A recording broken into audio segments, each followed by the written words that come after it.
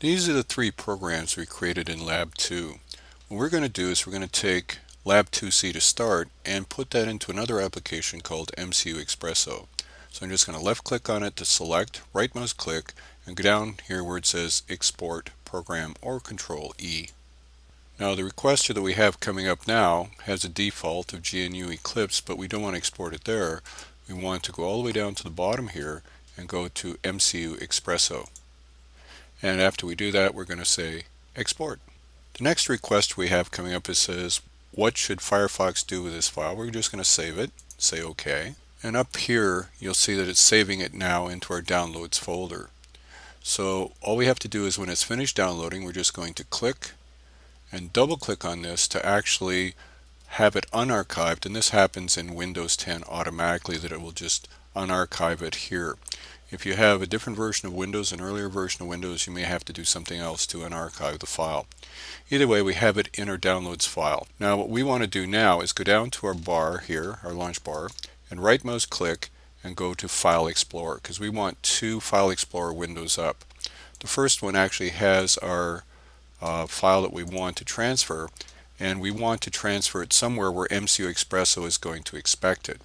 And what we do is we go here to Documents, we go to MCU Expresso. Now it might not be this particular version of the ID, but you double click here and you go to Workspace, and that's where that file has to go. So if we slide this down here, all we have to do is take from our downloads folder, which is this guy here, Lab2C, slide it into this directory, and we're ready to go in terms of starting up MCU Expresso and actually troubleshooting this file. Now assuming that you've actually downloaded MCU Expresso or it's available, you can always pin it to the taskbar. So to launch it, you're just going to click here. Now what you're going to do is you'll notice that this is exactly where we placed our Lab2C file inside this workspace. So we're just going to say OK. Now when MCU Expresso comes up, all we have to do is say File, go down here to Import, and from here we're going to select Existing Projects into Workspace.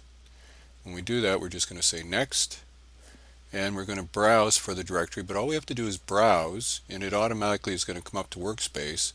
So over here we're just going to say OK.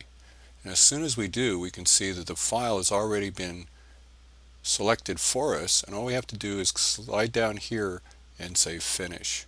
Now up in the left margin, we can now see Lab2C, and if we click on this arrow to the left, we can see all of these things drop down here, and the one that we want is lab2_c.cpp, and here's our code here. Now once we have our code, what we have to do is go to this hammer here, and this is going to allow us to build our program or generate binaries. Notice up here we have nothing that says binaries. After we hit this hammer, we're going to see our binaries, and that's what we need to be able to run the debugger. Now if we look straight over here, you're going to find that there's this little blue bug. It's going to say start debugging the project with a selected build configuration. So we're just going to click here, and it's discovering probes and stuff, and you should see this connect to target requester coming up, and you see embed Simsys DAP, and down here of all these three we want to have MCU Expresso IDE link server checked with nothing else checked, and all we have to do is say OK. And if we do that, what it's going to do is allow us to now troubleshoot our board and allow us to set breakpoints and so forth.